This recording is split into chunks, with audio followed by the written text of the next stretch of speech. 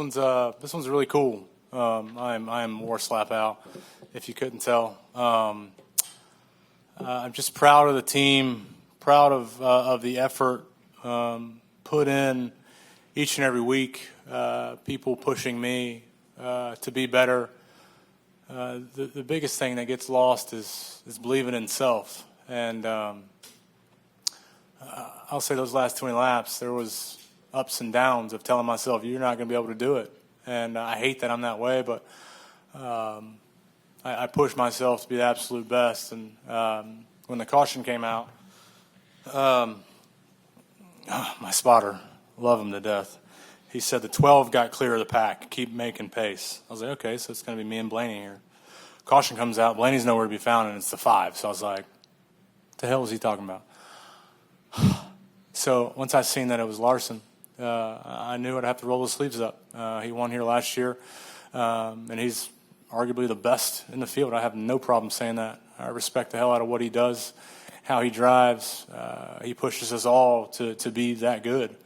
So to beat the best, we had to be the best today, and we were able to come out on top. Like for you, as you understand the gravity of what you just did. Just getting back into the swing of things, you know. It's been about 3 years since I've done this.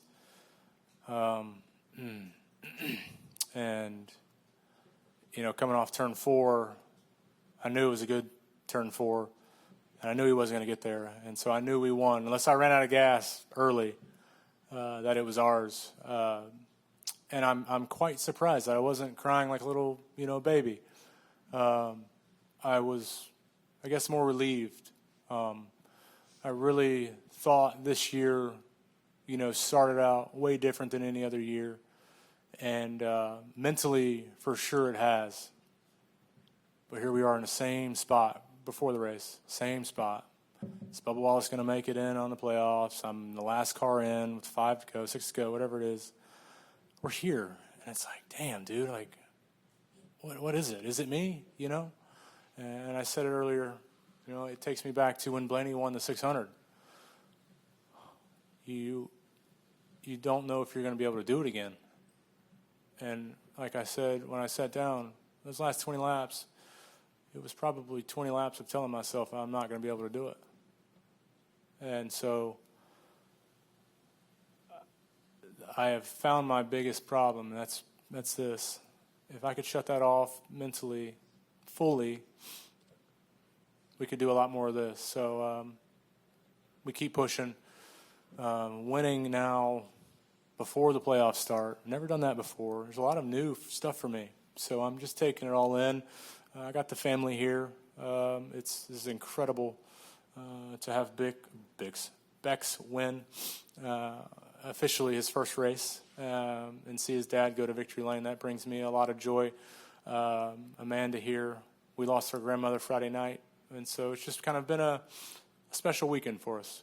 Her family's here in Indiana. So this is really cool to be able to do it. Are you telling yourself that you can't do it because you're trying to steal yourself a disappointment, like prepare yourself for disappointment? Yeah. You I don't know, man. I wish I had the answer for that. I think that's my biggest downfall. We're all human, and we're all super hard on ourselves. And you guys know how hard I am on myself. But at the same time, I was combating, and I'm like, fucking right, we can do this. So it was kind of like the angel and devil on your shoulder. It wasn't all negative. But to even have that thought, it's like, man, come on, like focus. That all went away on the restarts because it was time to really focus and get the job done. But yeah, it's just still working out those kinks and growing as a person. It's just really cool to be sitting here in front of you guys, so I appreciate it. All right, we're going to continue with questions. We'll go to Zach and then Cameron. Zach Sterniolo, NASCAR.com. Bubba, congratulations on this. You're a crown jewel race winner now. Yeah. Denny said he noticed about this time last year a change in your mindset where the valleys just weren't as low anymore. You were able to kind of rein that in a little bit. I think it was also about this time last year that you also came off of the Chicago penalty and called that the best moment Yeah. the best thing to happen to you at that time of your life. This weekend you qualified second. You beat Larson straight up on 2 overtime restarts. Yep. Who is Bubba Wallace today after what the last year has brought you? A guy with a beautiful wife, a beautiful son, and just fortunate enough to be driving race cars. Putting family first. That's all that matters, and makes things easier. Gives you something to kind of focus on too. The racing stuff is kind of secondary now, and that's, you have to go through a mental shift to say that, especially for me, because I remember when Amanda and I first started dating, I'm like, hey, racing's everything, right? And I knew I made a mistake saying that, and it took me all these years to realize, like, this isn't always going to be here. So I think it's better to, enjoy the moments like this, but nothing can overcome the joy, the times you have with your family at home in private setting, and then you just so happen to be a race car driver on Sundays. So that's kind of how I look at it. I'm enjoying life. I enjoy being here at the racetrack with all you guys, making fun of what Jordan wears each and every week. It's just I say it about once a year to myself. I have a really cool fucking job, and it's not even a job. A cool hobby, and you guys are all living it with me, so it's cool. Thank you. All right, Cameron, go ahead.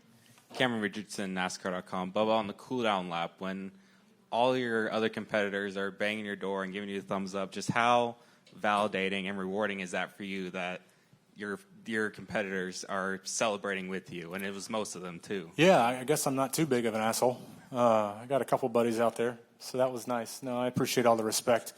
That's the thing over 8 years in Cup. You race with a lot of these guys week in and week out, and you build up that repertoire and the respect for one another. And you have good times, you have bad times. Bowman came up, and I adored him. Hopefully I don't get a penalty for that. Hopefully the seatbelts were tight. But I appreciate that. And now growing up and maturing, and knowing that for 3 hours we are just dog eat dog out there, just hard-nosed racing. It's fun, and you get some joy when it's all over with. Hey, your buddy won. I'm not saying that I'm a buddy to everybody in the field, but it's like, hey, good for you. So I appreciate everybody that came up. I adored a couple people, but that was really cool to see. All right, we are going to go to Dustin Long and then Jordan Bianchi. Dustin Long, NBC Sports. You referenced the thing about what Doug said, and Doug talked about when you hugged him, that you brought it up to him. Yeah. Thanks. What was it about that, or why did those words resonate so much with you? Because I'm sure for a lot of people in the room, it just went over their heads when he talked about the iconic thing. But that seems to be something that's stuck in your mind and matters. Why so?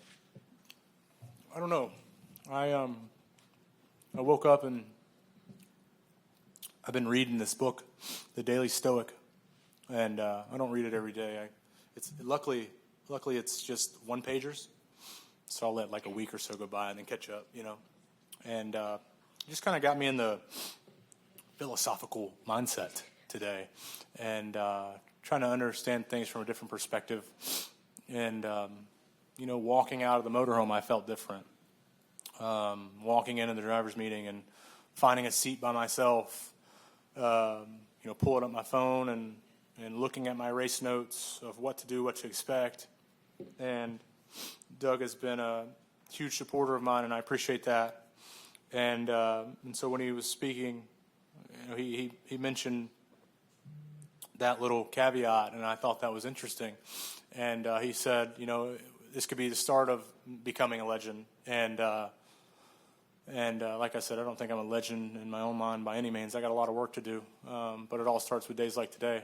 And so I eyeballed the trophy, the museum trophy. I really thought that was the trophy we were getting. I love this one. This one's awesome. This one's great. But damn, I seen the museum one, and I'm like, I want that one.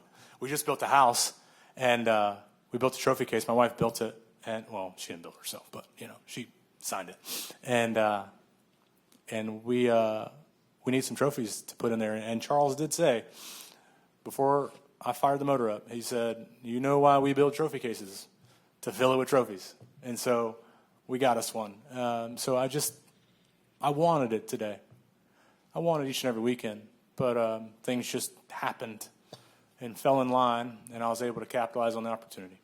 And what was the most recent one pager in the Daily Stoic that you read or that resonate with you, or was there anything that helps with the day like Yeah, today? the wise doesn't have problems. The wise doesn't have problems, and then the other one is we're always caught up in things we have to do instead of the things we get to do, and it gives you a perspective of you're late for work and you catch a red light and you're frustrated.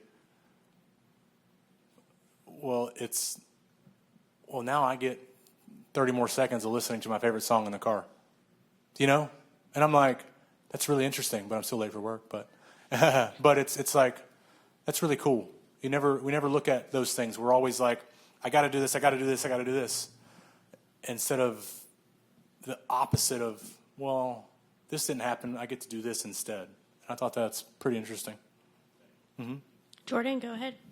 Jordan Bianchi, The Athletic. You're leading the Brickyard 400 by a little over 4 seconds with under 10 laps to go. Damn, it was that much? Yeah. Damn. Larson was coming, but he... Nah, I wouldn't. Okay. It seemed like the race was yours, right?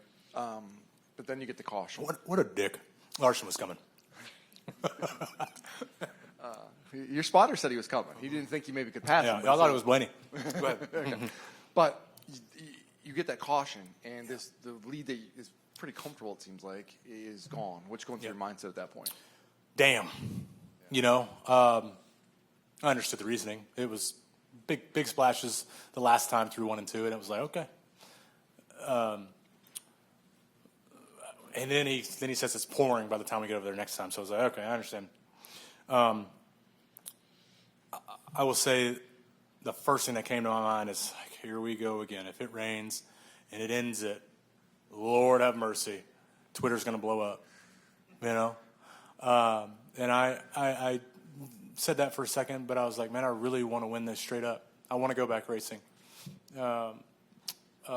So, yeah, I was content with it going on. I was bummed that we gave up that lead, but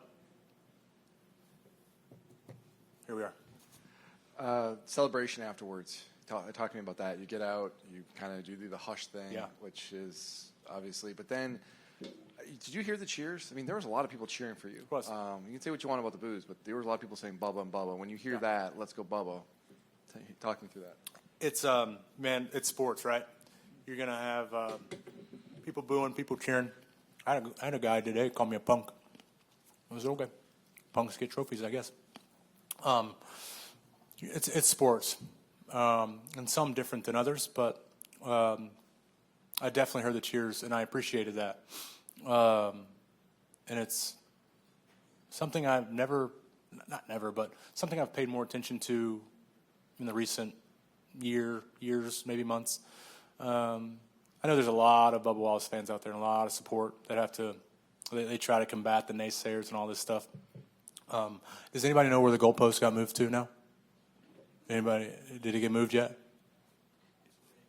It's rigged? Oh, of course. So, I like to have fun with fans.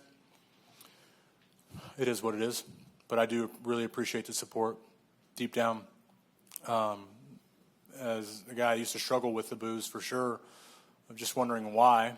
I now understand it's just sports, and people are going to have the drivers they like, the drivers they hate, the drivers they want to see win, the drivers they want to see crash. And we just go out and compete. But I will say I didn't hear any noise today before the race, and that was different. That was cool. All right, we're going to continue with questions. I'm going to go up to Daniel McFadden. Daniel McFadden, FrenchTouch.com. So, Bubba, during the 18 minutes where you're just Is that what it was? Yeah, 18 minutes. I'm sitting in the car on pit road. What were What was your inner monologue? What was? Well, so we had officials standing there, and I was trying to read his body language. Then my crew was over there, and they were talking back and forth. Well, then you see media members start to get on pit road, and I'm like, all right, what's happening here? And I'm trying to look like down into turn one, like, is it raining? I'm looking at like the black pit boxes to see if I see anything. I don't see anything. So this whole time I'm trying to balance like, are we going? Are we not? Are we going? Are we not? But I will say I lean more towards, I know we're going to go back racing. Be ready. Don't get complacent here. And so, yeah, that was kind of that. So what did it mean for you, for Kyle Larson to come up to you on the platform, even given your history that you guys have had over the last few years? Yeah. What did that mean for him to come over and say, congratulations? I think game recognizes game, and it's a sign of respect. And no matter how many run-ins you have, like I said, I respect the hell out of what Larson does. I wish I had that talent. And I said this in the past, you can't be jealous of someone else's success. It happens quicker for others. You just have to trust the process and enjoy the journey. And so, I got to work harder to get to where he's at. And it stays like this where you see it pay off. But at the end of the day, when you go up and congratulate somebody, it's just game recognizing game. All right, we're going to continue with questions. We're going to go to Kelly in the back. KellyCrandallRacer.com. Bubba, one of the first things you said over the radio was a thank you to everyone who's believed in you, because it's been a long journey or a long road, I think you said. Can you even sum up or like what this means because of that and the people that you're now sharing a moment like this with who've stood by you? No, I don't live in your mind. You don't live in my mind. We're all different. We're all created here to serve somewhat of a purpose, and we may never know what that purpose is, but we fulfill our duties each and every day, searching for that purpose, right? And I'm super hard on myself. I see Tyler having a lot of success with the team, and you wonder, like, man, how in the hell do they keep getting these opportunities? It's showing up. Charles says it best, is just keep believing in yourself. And he's never let me get off that path. Yes, I'll take a detour for a second, but it's not lingering. And so throughout the weeks, it's like, man, here we are. I said it earlier, like, playoff time again. We're getting close. But never got too far down the lonely road, if that makes sense. Which I've been in so many times, and I'm sure there's people in here that struggle with that, but you got to keep on pressing on. And so throughout the last 3 years of the ups and downs, the fights, the arguments you have back at the shop, wanting this, wanting that, it's never easy. It's never easy for Larson who wins, or for Denny who wins. It's never easy. And so you just have to trust the process and trust the journey that you're on. And however it may come out, you always just got to stay up and stay hungry, stay humble. So these last 3 years, this is an organization that you all expect to win, and the outside expects this organization to win. Absolutely. And you're a driver that, for right or wrong, many people look at, and there's pressure on you to win races. So I know this might be hard to do, but take Indianapolis out of it for a second. How much of today is just a relief to win a Cup Series race? All of it. It doesn't matter if we were in our backyard of the Cup race. It's a race. It's so hard to freaking win at the top level. I explain, it's always fun explaining to new fans, like the exposure levels when you start out racing.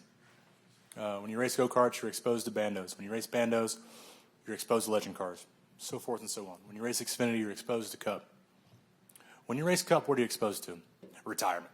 That's it. You're at the final rung of the ladder. And so there's a lot of expectation on you to deliver with a team like we have at 2311, having the right people, having the right sponsors. It takes everybody there at Airspeed to have days and have moments like this. And yes, there is a certain level of expectation to win. And so for not being able to do it for almost 3 years, like, you really start to doubt yourself and wonder, like, is this it? After the contract's up, is this it? I mean, I still got a couple years left, but hopefully this gives me another year at least. Go ahead. James Krause with the Journal Gazette. I wanted to ask about sort of two follow-ups on 2311. The combination with you, Charlie, Freddie, and Denny sort of Charlie, ooh, that's a new name for him. You're good.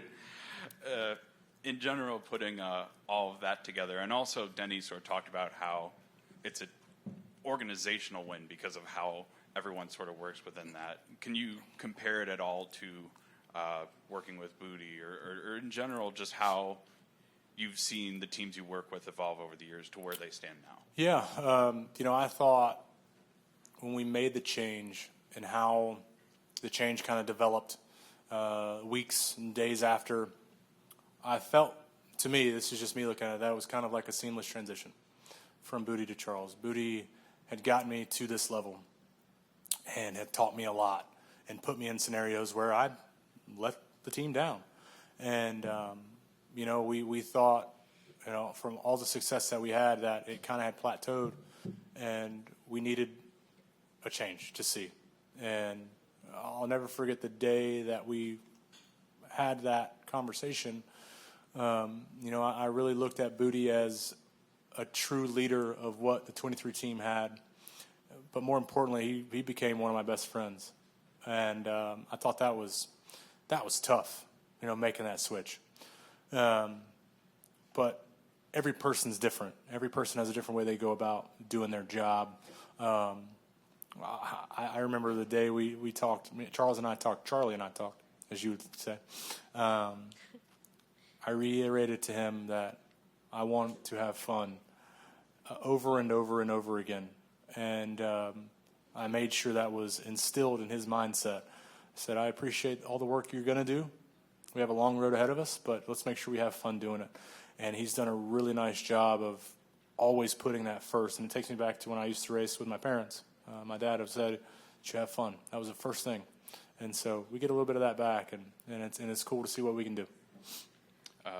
Talked about Freddie, Charles, and Charlie.